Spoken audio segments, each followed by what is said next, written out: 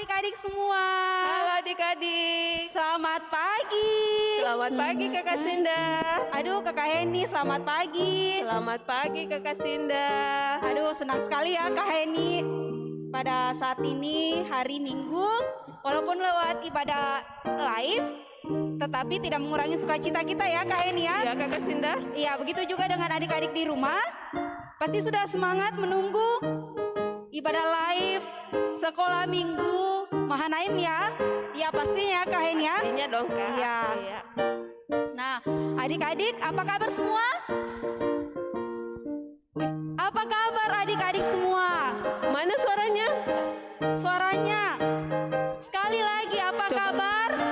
Sehat. Sukacita. Saya diberkati.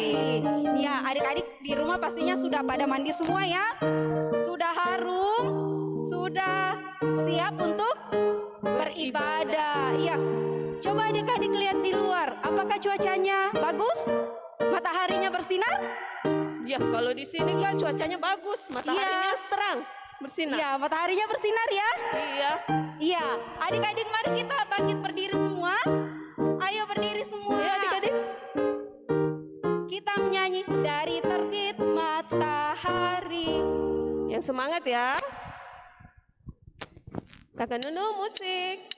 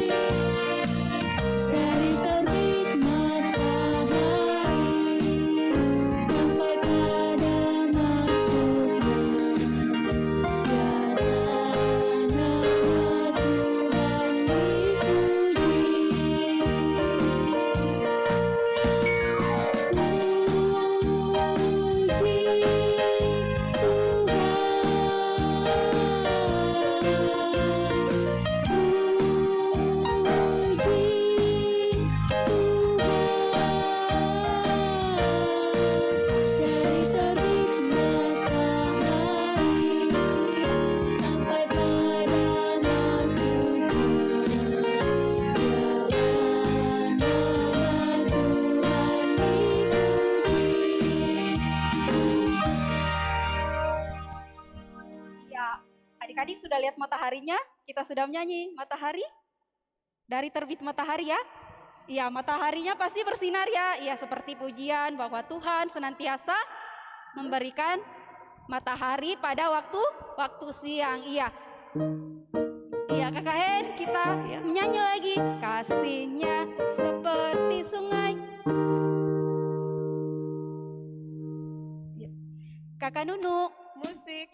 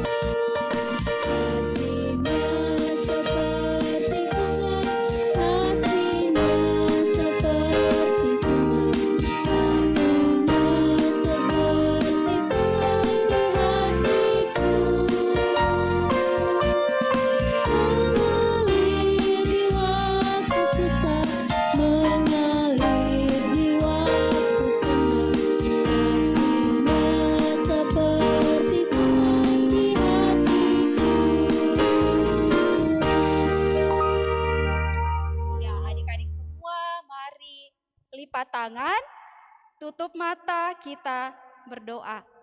Tuhan Yesus yang baik, kami anak-anak sekolah minggumu bersyukur dan berterima kasih jika pada saat ini Tuhan kami masih dianugerahi kekuatan kesehatan sehingga pada saat ini, pada pagi ini Tuhan, kami boleh datang kepadamu untuk beribadah.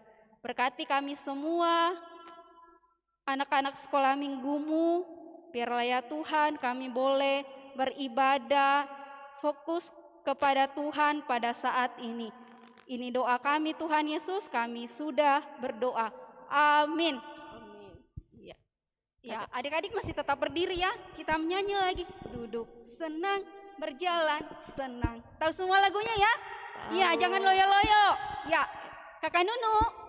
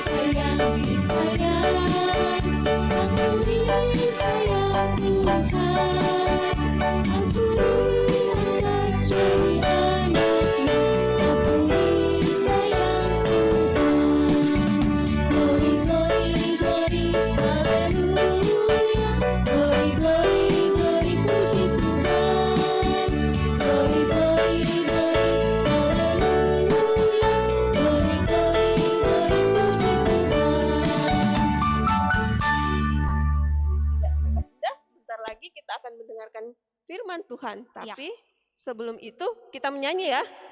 Yang di rumah kalau begitu silakan duduk kembali. Oke. Ya, sebelum kita mendengarkan firman Tuhan, kita menyanyi kembali lagunya Yesus sayang padaku. Sudah tahu kan semua? Ya, yang di rumah yang semangat ya, karena kita sudah mau mendengarkan firman Tuhan. Iya, Kakak Nunu, musik.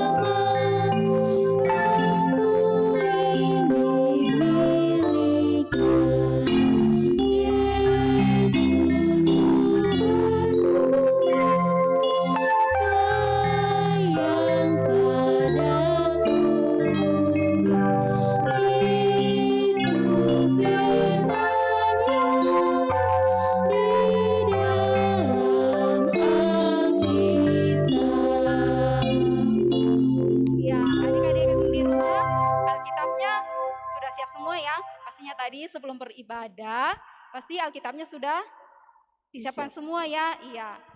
Nah, sebelum kita mendengarkan cerita firman Tuhan, sebelumnya kita berdoa dulu ya. Oke, sebelum kita mendengarkan firman Tuhan, semua lipat tangan, tutup mata, kita mau berdoa ya.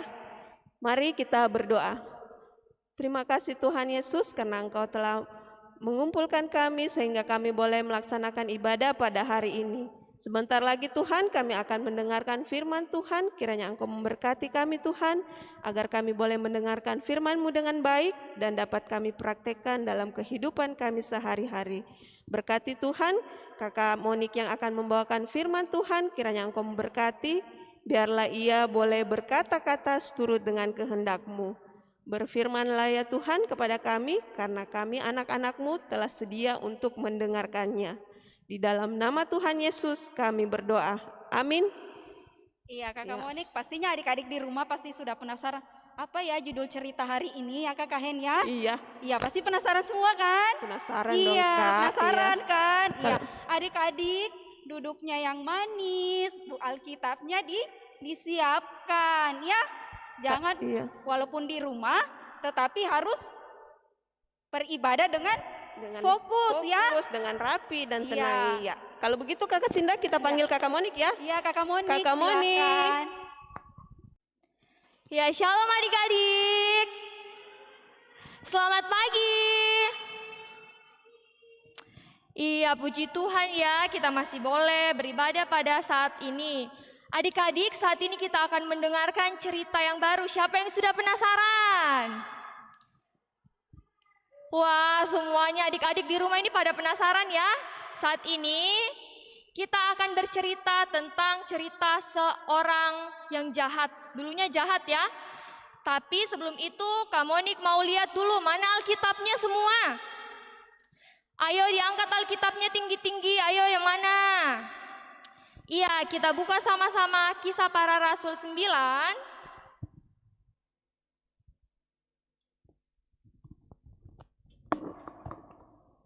Kisah Para Rasul 9, ayatnya yang pertama sampai ayatnya yang ke-18. Sudah dapat adik-adik di rumah? Belum Kak Monik? Oh iya, Kak Monik tunggu ya. Sudah dapat Kisah Para Rasul 9 ayatnya yang pertama sampai ayatnya yang ke-18. Sudah? Oke, kita baca sama-sama ya. Untuk adik-adik yang masih kecil bisa mohon bantuan dari orang tuanya. Kita baca sama-sama 1, 2, 3. Saulus bertobat. Sementara itu berkobar-kobar hati Saulus untuk mengancam dan membunuh murid-murid Tuhan. Ia menghadap imam besar dan meminta surat kuasa daripadanya untuk dibawa kepada majelis-majelis Yahudi di Damsyik, supaya jika ia menemukan laki-laki atau perempuan yang mengikuti jalan Tuhan, ia menangkap mereka dan membawa mereka ke Yerusalem. Ayatnya yang ketiga adik-adik. Dalam perjalanannya ke Damsyik, ketika ia sudah dekat kota itu, tiba-tiba cahaya memancar dari langit mengelilingi dia. Ia rebah ke tanah dan kedengaranlah olehnya suatu suara yang berkata kepadanya. Ayatnya keempat, Saulus, Saulus, mengapakah engkau menganiaya aku? Jawab Saulus, siapakah engkau Tuhan? Katanya, akulah Yesus yang kau aniaya itu. Tetapi bangunlah dan pergilah ke dalam kota, di sana ia akan dikatakan kepadamu apa yang harus kau perbuat. Ayatnya yang ketujuh. Maka termangu-mangulah teman-temannya seperjalanan, karena mereka memang mendengar suara itu, tetapi tidak melihat seorang juga pun. Saulus bangun dan berdiri, lalu membuka matanya, tetapi ia tidak dapat melihat apa-apa. Mereka harus menuntun dia masuk ke Damsyik. 3 hari lamanya ia tidak dapat melihat, dan 3 hari lamanya ia tidak dapat makan dan minum. Di Damsyik ada seorang murid Tuhan bernama Ananias. Firman Tuhan kepadanya dalam suatu penglihatan. Ananias, jawabnya, ini aku Tuhan. Firman Tuhan, mari pergilah ke jalan yang bernama Jalan Lurus, dan carilah di rumah Yudas seorang dari Tarsus yang bernama Saulus. Ia sekarang berdoa, dan dalam suatu penglihatan ia melihat bahwa seorang yang bernama Ananias masuk ke dalam dan menumpangkan tangan di atasnya supaya ia dapat melihat lagi. Jawab Ananias, Tuhan, dari banyak orang telah kudengar tentang orang itu, betapa banyaknya kejahatan yang dilakukannya terhadap orang-orang kudus-Mu di Yerusalem. Dan ia datang kemari dengan kuasa penuh dari imam-imam kepala untuk menangkap semua orang yang memanggil nama-Mu. Tetapi firman Tuhan kepadanya, pergilah, sebab orang ini adalah alat pilihan bagiku untuk memberitakan namaku kepada bangsa-bangsa lain, serta raja-raja dan orang-orang Israel. Aku sendiri akan menunjukkan kepadanya betapa banyak penderitaan yang harus ia tanggung oleh karena namaku. Ayat yang ke-17 adik-adik. Lalu pergilah Ananias ke situ dan masuk ke rumah itu. Ia menumpangkan tangannya ke atas Saulus, katanya, Saulus saudaraku, Tuhan Yesus yang telah menampakkan diri kepadamu di jalan yang engkau lalui, telah menyuruh aku kepadamu supaya engkau dapat melihat lagi dan penuh dengan Roh Kudus. Dan seketika itu juga seolah-olah selaput gugur dari matanya, sehingga ia dapat melihat lagi. Ia bangun lalu dibaptis. Nah, adik-adik di rumah sudah tahu kan siapa yang kita bicarakan di sini? Siapa yang akan Kak Monik ceritakan? Siapa namanya? Siapa? Iya, betul, namanya adalah Saulus. Jadi adik-adik, sebelum masuk ke cerita, Kak Monik mau tanya lagi, siapa yang sudah tahu siapa itu Saulus? Ada yang sudah tahu, ada yang belum tahu. Jadi Saulus ini adalah orang yang dulunya jahat, adik-adik. Orang yang membenci pengikut-pengikut Kristus. Pada saat itu Saulus ini berkobar-kobar hatinya untuk apa? Untuk menyiksa, bahkan membunuh murid-murid Tuhan pada zaman itu. Bahkan adik-adik, pada suatu hari Saulus ini pergi bersama teman-temannya ke kota yang bernama, kota apa tadi yang kita baca? Ke kota Damsyik. Nah, di kota itu pada saat di tengah perjalanan adik-adik, dia melihat suatu cahaya yang sangat terang. Wah, karena saking terangnya cahaya itu, Saulus ini jatuh ke tanah dan tidak dapat melihat lagi. Nah, adik-adik, pada saat itu terdengarlah suara dari cahaya itu yang berkata, "Saulus, Saulus, mengapa engkau menganiaya aku?" Saulus lagi berkata, "Siapakah engkau Tuhan?" Nah, pada saat itu suara itu berkata lagi, "Akulah Yesus yang engkau aniaya itu." Wah, adik-adik, ternyata suara itu adalah suara dari siapa? Tuhan Yesus. Pada saat itu Tuhan Yesus menyuruh Saulus masuk ke dalam kota Damsyik. Tapi Saulus ini tidak dapat melihat lagi karena ia sudah buta oleh cahaya itu. Akhirnya teman-temannya lah yang menuntun Saulus untuk masuk ke dalam kota Damsyik itu. Sesampainya di kota Damsyik, Paulus ini tidak makan selama 3 hari, adik-adik, tidak minum juga selama 3 hari. Tapi di sana Tuhan menyuruh seorang murid Tuhan yang bernama siapa tadi namanya? Ananias. Jadi Bapak Ananias ini disuruh sama Tuhan Yesus diberi penglihatan supaya dia mencari dan mendoakan Saulus. Ketika dia diberi penglihatan, Ananias ini bingung dong ya adik-adik. Kan Saulus orang jahat Tuhan. Kenapa saya harus doakan? Kenapa saya harus sembuhkan Saulus ini? Tapi Tuhan bilang sama Ananias bahwa Saulus ini akan dipakai untuk memuliakan nama Tuhan. Akan dipakai untuk memberitakan Injil di seluruh dunia pada saat itu adik-adik. Nah, jadi Ananias mengerti, oh jadi begitu maksud Tuhan ya. Jadi Ananias ini pergi ke mencari Saulus. Di mana? Di rumah Yudas, di jalan lurus ya, namanya jalan lurus di rumah Yudas. Pada saat itu dia menemui Saulus. Saulus ini sudah tidak berdaya, dia tidak dapat melihat. Dia hanya duduk saja ya adik-adik. Dia hanya duduk karena tidak dapat melihat pada saat itu. Akhirnya Ananias mendoakan dan tumpang tangan di atas kepala Saulus. Pada saat itu sembuhlah Saulus ini. Dia menjadi sembuh dan dibaptis oleh Ananias. Adik-adik, pada saat dia sudah menerima baptisan, dia sudah menyerahkan hidupnya sama Tuhan Yesus. Setelah mengikut Tuhan Yesus, Saulus ini berubah namanya menjadi Paulus yang sering kita dengar sekarang. Adik-adik, kalau kita melihat cerita ini itu mengajarkan bahwa Saulus yang dulunya kejam, yang dulunya menyiksa, membunuh murid-murid Tuhan, tapi dia dipakai luar biasa oleh Tuhan ya. Dia dipakai sangat dahsyat oleh Tuhan. Dia itu dipakai memberitakan Injil di mana-mana. Dia juga dipakai untuk menulis. Bahkan kalau adik-adik baca perjalanan Paulus di kitab Perjanjian Baru ini, Paulus itu menulis hampir setengah dari Perjanjian Baru. Adik-adik, wah, hebat sekali kan? Karena dia sudah menyerahkan semua hidupnya sama Tuhan. Jadi kalau kita lihat, Kak Monik, saya juga mau dong seperti Paulus, mau bertobat, mau diubahkan sama Tuhan Yesus. Jadi kalau Kak Monik tanya siapa yang mau bertobat dan diubahkan? Siapa? Iya, semuanya mau ya adik-adik di rumah. Kak Monik juga mau, kakak-kakak sekolah minggu yang lain juga mau. Jadi kalau adik-adik sudah menerima Tuhan Yesus sudah menjadi Tuhan adik-adik, juru selamat adik-adik. Apa yang harus adik-adik lakukan? Berbuat dosa? Tidak. Kita harus belajar dari Paulus ya. Paulus ketika sudah menerima Tuhan Yesus, dia tidak lagi mau balik sama dosa lamanya, mau balik untuk menyakiti orang-orang. Tapi Paulus itu belajar dari kasih Tuhan Yesus, dia juga mengasihi orang lain. Dia juga mau untuk memberitakan Injil. Bahkan ya adik-adik, Paulus ini pernah dipenjara karena memberitakan Injil Tuhan Yesus. Jadi kalau adik-adik di rumah ini masih sering melawan orang tuanya, masih sering bombe-bombean, masih sering iri hati sama saudaranya sendiri, aduh gimana ya? Kan kita sudah ditebus, sudah jadi anak Tuhan, jadi tidak boleh lagi mau melakukan hal-hal yang jahat, karena kasih Tuhan Yesus memampukan kita untuk tidak berbuat dosa lagi. Nah adik-adik, diberkatilah kita oleh firman Tuhan. Ayat hafalannya terdapat dari Kisah Para Rasul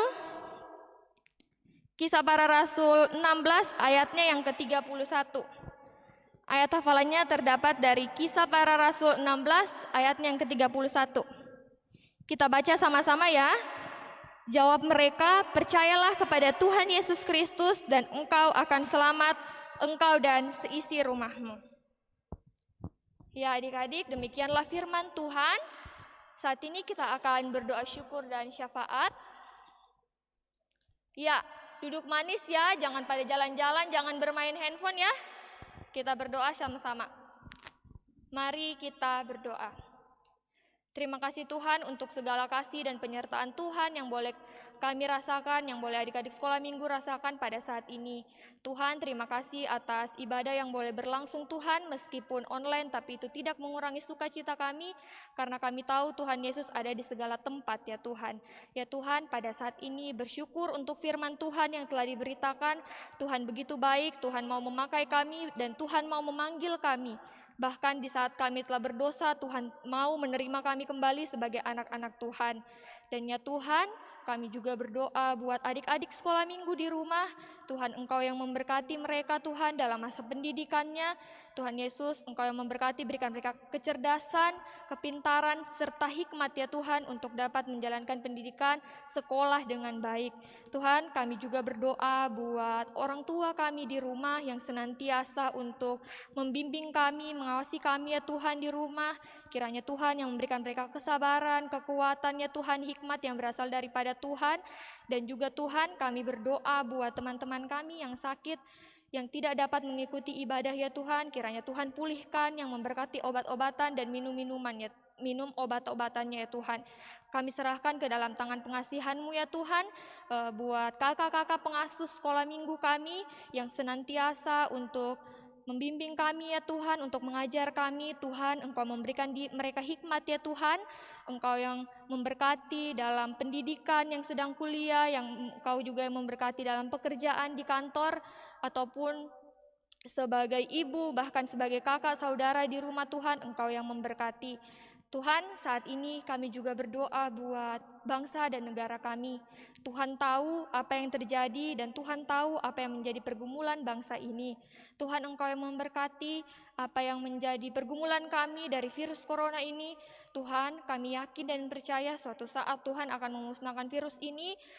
Tolong jaga dan lindungi kami ya Tuhan. Dan kami juga berdoa buat pemerintahan bangsa Indonesia Tuhan, pemerintah pusat, mulai dari pusat hingga ke daerah-daerah. Tuhan yang memberkati mereka semua agar dapat melaksanakan program sesuai dan seturut dengan kehendak Bapa di surga. Tuhan, inilah doa kami yang kami bawa hanya di dalam nama Tuhan Yesus Kristus yang mengajar kami berdoa bersama-sama. Bapa kami yang di surga, dikuduskanlah namamu, datanglah kerajaan-Mu, jadilah kehendak-Mu di bumi seperti di surga.